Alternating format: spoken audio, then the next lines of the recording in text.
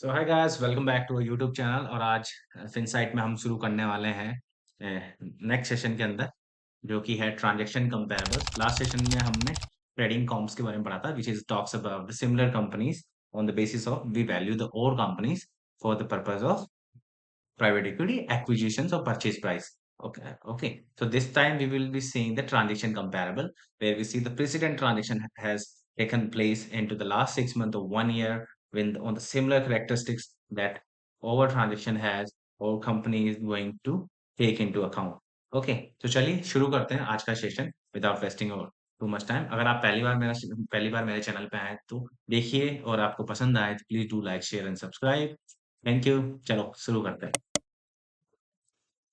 तो देखिए, सबसे पहला जो प्रोसेस अप्रोच होता है ना ट्रांजेक्शन कंपैरेबल में, वो होता है आपको ये डिटरमाइन करना। First step is to determine the universe of the relevant acquisition to use in a benchmark. तो आपको जो बेंचमार्क का जो प्रोसेस है उसको कंप्लीट करने के लिए सबसे पहले आपको देखना पड़ेगा नंबर ऑफ और finding the relevant acquisition, finding the relevant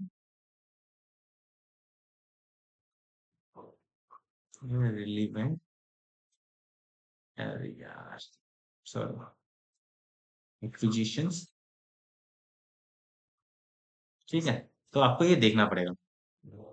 तो ये पहला प्रोसेस तो ये है आपका। ठीक है, दिस इज फर्स्ट स्टेप। उसके बाद में आपका corporating is second step to source the information from the multiple source to locate the financial information used in those deals. This can be inconsistent or even impossible for the private companies that do not disclose to SEC, or in India this is SEBI। ठीक है, आपको क्या करना है उसके बाद में information gather करना इज द सेकंड टास्क। क्या है, आपको फाइनेंशियल इंफॉर्मेशन गैदर करनी है। वो कहाँ से आप कर सकते हो भाई? अगर पब्लिक सोर्स है तो आप जैसे कि एसईसी की वेबसाइट है, ठीक है, पब्लिक में एसईसी की वेबसाइट हो गई, वहां से देख सकते हो। प्राइवेट कंपनी के केस में थोड़ा सा मुश्किल रहता है, मतलब ठीक है, आपको वेबसाइट देखनी पड़ेगी उनकी। ठीक है, उसके अलावा आपका कोई न्यूज रन देख सकते हो आप, कोई है तो। ठीक है, तो इस प्रकार की न्यूज़ से आपको इन्फॉर्मेशन गैदर करनी होती है उनके एंट्री से related financial information for those deals, जो कि एमएनए में जो भी डील्स हुई ना उनसे रिलेटेड आपको वो देखनी पड़ेगी। और कई बार क्या होता है, दिस कैन बी इनकंसिस्टेंट और इम्पॉसिबल भी हो सकता है प्राइवेट कंपनी, बिकॉज ऐसा उस स्पेस में है ही नहीं, प्राइवेट में वैसा ट्रांजेक्शन नहीं हुआ तो क्या करोगे आप? तो that's quite a challenging task in the transaction comparable. ठीक है, उसके बाद में हमारा जो तीसरा आता है वो आता है calculation. Calculation is nothing again the spread. Okay, key transaction information of all the companies and calculate the key indicators. Key indicators is what? Again, ratios जो हम कंप्यूट करते हैं, मल्टीपल्स जो हम कंप्यूट करते हैं, और उसके हिसाब से हम हमारी कंपनी को वैल्यू करते हैं। Establish a valuation for the target company, मतलब जिसका आपको वैल्यूएशन निकालना है या कंपनी को वैल्यू करना है। तो ये चीज होता है हमारा स्टेप। ओके, चलिए आगे हम क्या देखते हैं इसमें। Consist of locating, what I am saying, consist of locating the universe of comparable transaction and can be source in a multiple ways. देखो कौन कौन से तरीके हैं ये बताना चाह रहे हैं जिनसे आप इंफॉर्मेशन गैदर कर सकते हो। तो पहला प्रोसेस सिलेक्शन, दूसरा था कॉर्पोरेटिंग एंड तीसरा था स्प्रेड। ठीक है, मतलब कि उसको आपको एक्सेल स्प्रेडशीट पे देख के टारगेट कंपनी के हिसाब से टारगेट कंपनी के लिए मल्टीपल निकालना है। तो ये तीन अप्रोच के लिए पहला स्टेप जो था हमारा सिलेक्शन, उसके लिए उसके ऊपर बात हो रही है। उसके लिए आपको इन्फॉर्मेशन गैदर करनी पड़ेगी ऑर्बिटिंग के लिए। वो तो क्या करना पड़ेगा, देखो पहला सोर्स बोल रहा है इंटरनल सेक्टर डाटाबेस। अगर कोई कंपनी अपना इंटरनल सेक्टर को डाटाबेस मेंटेन करती है, पेड डाटाबेस बना रखी है, या फिर कुछ लोगों को लगा रखा है जो ये काम कर रहे हैं, which is quite impossible for some of the company which due to some constraint और resources, because it's quite costly thing, right. उसके बाद में कोई एमएनए डाटाबेस अगर आपके पास में है, बहुत सारी कंपनियां हैं जो प्रोवाइड कराती है MNA database in India and for the global company. उसके बाद एमएनए ट्रांजेक्शन सर्च कर सकते हो आप। एमएनए के जो ट्रांजेक्शन होते हैं वो रिपोर्ट भी किए जाते हैं। ठीक है, बहुत सारी एंटिटीज को, जैसे इंडिया में भी है, जैसे है ना कंपटीशन एक्ट को भी डालना पड़ता है अगर कोई एमएनए होता है। ठीक है, इसके अलावा एमसीज को भी फाइलिंग होती है और सेबी को भी फाइलिंग्स होती है जब भी कुछ इस प्रकार के ट्रांजेक्शन होते हैं। तो ठीक है, आप उसको सर्च कर सकते हो। एसआईसी कोड होता है, एक एनआईसीएस कोड होता है फॉर यूएस कंपनी, जहाँ पे आप देख सकते हो। उसके अलावा merger proxies, citing fairness opinion, citing list of transaction. ठीक है, मर्जर से रिलेटेड कोई प्रॉक्सी वो दे सकते हो, अगर कोई जहाँ पे मतलब कोई न्यूज़ रन हो, मैगज़ीन हो, इस प्रकार की इन्फॉर्मेशन देती है। Then for the both the target company and comparable company trading comps, ठीक है? कंपनी एम&ए हिस्ट्री, कंपनी से मतलब जिस कंपनी टारगेट कंपनी जो भी है, उसके लिए भी हमको देखना पड़ेगा, ठीक है? कंपनी का एम&ए हिस्ट्री क्या है, ठीक है? एंड कंपैरेबल कंपनीज़ दोनों देखिए कंपेयर जब कर रहे हो तो आपको एपल टू एपल करना पड़ेगा, ठीक है? एंड एपल टू एपल में भी ऐसा नहीं हो सकता कि एक एप्पल जो है अमेरिका का है, एक एप्पल कश्मीर का है। आपको अगर कश्मीर टू कश्मीर एप्पल ही कंपेयर करना पड़ेगा, ये भी आपको समझना चाहिए। तो आपको कंपनी की एम&ए हिस्ट्री देखनी पड़ेगी, अपनी कंपनी की देखनी पड़ेगी, दूसरी कंपनी जो कंपेरेबल सेट्स में आपकी कंपनी है उनकी भी एम&ए हिस्ट्री देखनी पड़ेगी। रिसर्च रिपोर्ट, कोई इक्विटी या फिक्स इनकम से रिलेटेड कोई रिसर्च रिपोर्ट हो वो देखोगे। कंपनी का रिपोर्ट भी देखोगे, आप सेक्टर का रिपोर्ट भी देखोगे, ठीक है? जैसे जैसे कोई टेलीकॉम सेक्टर है से रिलेटेड कंपनी देखो तो टेलीकॉम सेक्टर के रिलेटेड रिपोर्ट भी देखो आप। इकोनॉमी सिर्फ इकोनॉमी या पूरा एक इंडेक्स से रिलेटेड सारी कंपनियों को नहीं देखोगे आप, उसको आपको स्पेसिफिक टेलीकॉम सेक्टर की कंपनीज का भी एम&ए देखना पड़ेगा। तो इस प्रकार की चीजें आपको इवेल्युएट करनी पड़ेगी, ठीक है? इस सेगमेंट में हमारा ये हो गया सबसे पहले।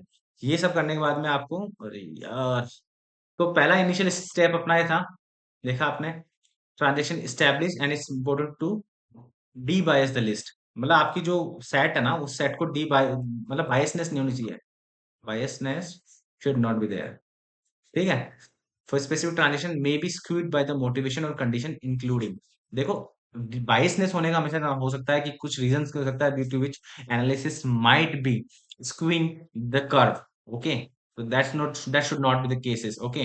आपको मार्केट कंडीशंस देखनी पड़ेगी, बेटर कैपिटल मार्केट और economic environment in their extreme bubble lead to change in valuation. मतलब आप जब मार्केट की रिलेटेड जब आप ट्रांजेक्शन देख रहे हो तो होता क्या है, कई बार ऐसा होता है कि market is very extremely up और बबल, सो इन सच केस में क्या होगा कि आप जो भी डील्स देखेंगे जो हो रखी होगी, उन डील्स में प्रीमियम होने के चांस है, there would be 100% chance that there would be highly paid amounts, okay? Because market bubble था वहां पे, तो वहां पे आपको प्रीमियम देना पड़ेगा और उसको आपको एंड लेटर स्टेज में आपको उसको एडजस्ट भी करना पड़ेगा, आपको नॉर्मलाइज भी करना पड़ेगा। तो this thing also be keep in to mind. उसके बाद में बायर का मोटिवेशन क्या है, ठीक है? स्ट्रेटेजिक और फाइनेंशियल स्पॉन्सर, भाई कौन सा है बायर, कौन है? देखो कई बार होता है सब बायर होता है, जिसका बहुत सारा पैसा है, he wants to buy it, ठीक है? हो सकता है ये पी फर्म से कोई बायर करने वाली, या फिर कोई कॉर्पोरेट बायर है, ठीक है? तो ये भी हो सकता है। तो if they are expecting synergy they will pay high, ठीक है? तो ये भी रीजन होता है, बट आपके केस में may be the possibility you are not expecting any kind of much significant synergies, so you would not be able to pay higher amount, you are not suppose to pay even higher, that's also logical sense. उसके बाद में sale process and the nature, auction maximize, भाई कुछ public auction में हुआ है या फिर कोई किस प्रकार से एक्विजिशन हुआ है, दिस कुड बी आल्सो, या फिर कोई होस्टाइल टेकओवर था, ठीक है? मतलब आप नहीं चाहते लेकिन आपने होस्टाइल टेकओवर किया है बिकॉज ऑफ पावर्स, है ना? Mergers of equals they may be no premium, तो हॉस्टाइल के केस में तो आपको कोई प्रीमियम देखने को नहीं मिलेगा। बट अगर आपका जो प्रीमियम है वो पब्लिक ऑप्शन में हुआ है, बिडिंग प्रोसेस से हुआ है, तो वहां पे सिनर्जी, वहां पे आपको हाई प्राइस देखने को मिलेगी, तो you are suppose to also normalize that. उसके बाद में purchase consideration, mix of stock and cash effect. देखो, आप उसका कंसिडरेशन कैसे पे कर रहे हो, दैट्स आल्सो इम्पोर्टेंट फैक्टर। आप पूरा इक्विटी में पे कर रहे हो या फिर कैश के साथ पे करो या फिर पूरा कैश में पे कर रहे हो, ठीक है? तो ये सब चीजें भी आपके जो वैल्यू है, जो ट्रांजेक्शन हैपन हुआ है या जो ट्रांजेक्शन हुआ है एम&ए का, उसको इम्पैक्ट करेगा। तो ये समझ लीजिए आप, तो उसको आपको नॉर्मलाइज करना पड़ेगा, ये समझ लीजिए भैया, ठीक है? तो चलिए अब आगे। उसके बाद the second step is to locate the necessary deals and financial information. अब ठीक है, आपने ये तो सब देख ली, आपने ट्रांजेक्शन भी देख लिया, फिगर आउट कर लिया ये है इन कंपनी में। आप पब्लिक कंपनी से रिलेटेड और प्राइवेट कंपनी से, अब बिकॉज मैंने कहा था ब्रॉड हम रखते हैं इसमें बेस, ठीक है? तो प्रॉक्सी स्टेटमेंट, कंपनीज क्या प्रॉक्सी स्टेटमेंट फाइल करती है एसईसी को। इसका फॉर्म होता है जैसे pre 14A for preliminary and D def 14A for definitive, ठीक है? Schedule T zeros and 14D for the tender offers, ठीक है? जो भी ऑफर्स रिलीज होते हैं उनके लिए होता है। Registration statement and prospectus share issued के लिए है, ठीक है? Schedule 13E for the certain private deals like LBOs, 8K for the transaction announcement. तो इस प्रकार की कुछ फाइलिंग्स फॉर्म्स होती है, आप पब्लिकली एसईसी की वेबसाइट पे जाइए, ठीक है? SEC.com। और for US company you can find there, for India के लिए आपको सेबी पे जाना पड़ेगा, फॉर इंडिया, ठीक है? उसके बाद में प्राइवेट टारगेट, कोई प्राइवेट कंपनी से रिलेटेड फॉर एलबीओ S4 नाम का फॉर्म भरा। एक पब्लिक डेट सिक्योरिटी का इशू, कोई सिक्योरिटी जो पब्लिक डेट से रिलेटेड है, अब प्राइवेट किया तो नहीं मिलेगा आपको। उसके बाद में आप क्या देख सकते हो, उनकी वेबसाइट देख सकते हो, जनरल्स देख सकते हो, प्रेस रिलीज भी देख सकते हो। इन सब चीजों को देखने के बाद में आपको इंफॉर्मेशन गैदर करके उसको प्लग करना है अपने स्प्रेड पे, और देखिए आगे क्या बताते हैं। ठीक है, the third step is to spread the statics.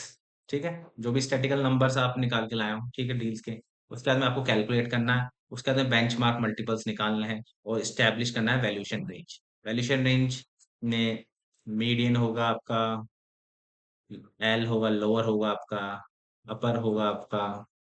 ठीक है, ये रेंज स्टैब्लिश करनी है। इक्विटी वैल्यू के लिए भी करना है, in case the purchase price और offer not the closing share price.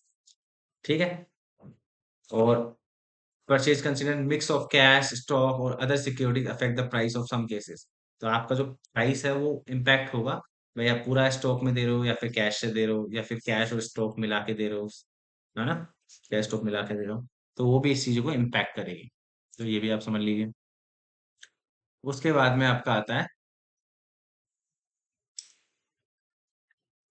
within this the key transaction multiples can be calculated, these mirror of one of the trading comparables। आप देखो मैंने क्या कहा था, दोनों तो सेम सी है। एक में ट्रेडिंग में आप सिमिलर कंपनीज देखते हो, एक में आप सिमिलर ट्रांजेक्शन देखते हो विद सम डिफरेंसेस, जिसमें कुछ डिफरेंसेस होंगे, जैसे equity value based on the offer price not the closing price. भाई आपकी जो इक्विटी वैल्यू आप यहाँ निकालते हो ना, वो ऑफर प्राइस है, भाई आप क्या ऑफर कर रहे हो उस ट्रांजेक्शन के लिए, एमएनए के लिए ना, है ना, आपका क्या पीसी आ रहा है, परचेज कंसिडरेशन क्या आ रहा है, वो प्राइस होता है आपका ऑफर प्राइस मेरे भाई, समझिए।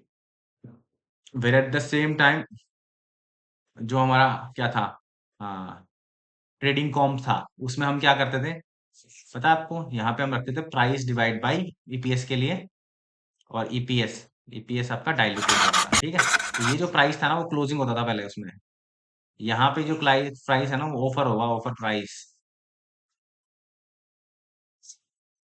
ये डिफरेंसेस में ऑफर प्राइस पर share to LTM EPS. LTM क्यों लिया आपने, लास्ट, एक सेकेंड, एलटीएम क्यों लिया हमने, last 12 month number, because normalize करना है मेरे दोस्त।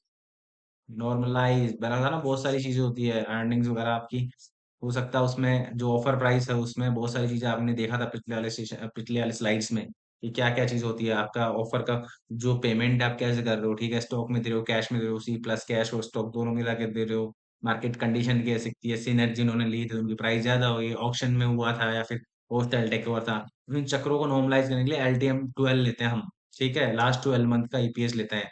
और दूसरा method equity value to LTM net income. ठीक है, सिंपल सा है, ये एलटीएम का जो एक डिनोमिनेटर में है वो आके प्लग हो जाएगा, और ऊपर की तरफ में ऑफर प्राइस आ जाएगा rather than क्लोजिंग प्राइस। उसके बाद में प्रीमियम और synergy, it is important to identify the synergies and premium to be able to detach the real price from the premium paid, and for premium shares price in the recent dates prior to transaction are taken into account, for synergy the expected cost and are discounted। Synergy इस case में कुछ नहीं होता, जो आप synergy मिलेगा उसको, उसका कैश वैल्यू क्या है उसको डिस्काउंट करोगे, तो आप डिस्काउंट करोगे। ठीक है, तो ये कंसेप्ट होता है अपना इसके अंदर।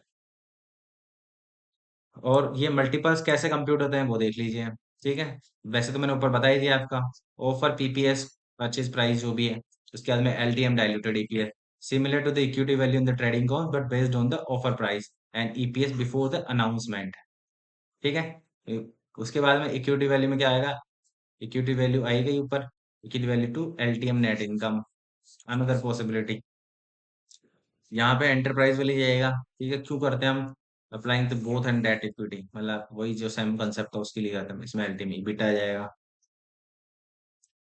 उसके बाद like with the trading comps, once transaction comps are spread the valuation range can be established। ठीक है, similar to the trading comps as well, there will be two broad range, two range होगी, broad range होगी, एक normal range होगी। ठीक है, a more extensive one, the universal of all the companies है ना, universal of all the company guide post, जैसे 7 to 8 आ गया। a tighter one क्या होगा, जो 2 3 most similar transaction involving direct competition or companies with a similar financial profile used to narrow the first range, इस first range को narrow कर देगा। It is important to correlate with the another analysis। There is high discrepancy with the trading comps, but can be sector high. तो correlate with other analysis, मतलब सीधी सी बात है, अगर आप जब ये करते हो ना तो ट्रेडिंग कॉम भी करना पड़ेगा आपको, ट्रांजेक्शन कॉम भी करना पड़ेगा, दोनों में ना सिमिलरिटी होनी चाहिए मोर और लेस प्राइस में। अगर नहीं है, if no, then find the reason भाई। मैंने आपको बताया था कि जो हमारा ट्रेडिंग कॉम्स है उसके जो वैल्यू नंबर्स आ रहे हैं, वो नंबर्स मार्केट में होने वाले चेंजेस को अडॉप्ट कर लेते हैं, है ना। This is how the price, price का एक सिंपल सा कॉन्सेप्ट वो करेक्ट करता है अपने आप को। करेक्शन आपने सुने होंगे मार्केट में, इसीलिए वो मल्टीपल्स में जाके प्लग हो जाता है। बट अगर कोई ट्रांजेक्शन नहीं हुआ पिछले 6 महीने या 1 साल में, तो उस केस में वो सिनेरियो में अब आप ट्रांजेक्शन को बेस लेकर के कर रहे हो, तो वहां पे आप उसको एनकाउंटर नहीं कर पाओ सिचुएशन को, उसके लिए आपको डिफरेंस मिल सकता है। This is the reason, and this is the main reason due to which there could be a significant amount of difference in the price and in both the approaches, ठीक है, trading में और transaction में। Okay, I think this is all for today's session, and if you really like the content, please do like, share and subscribe. Thank you, bye bye.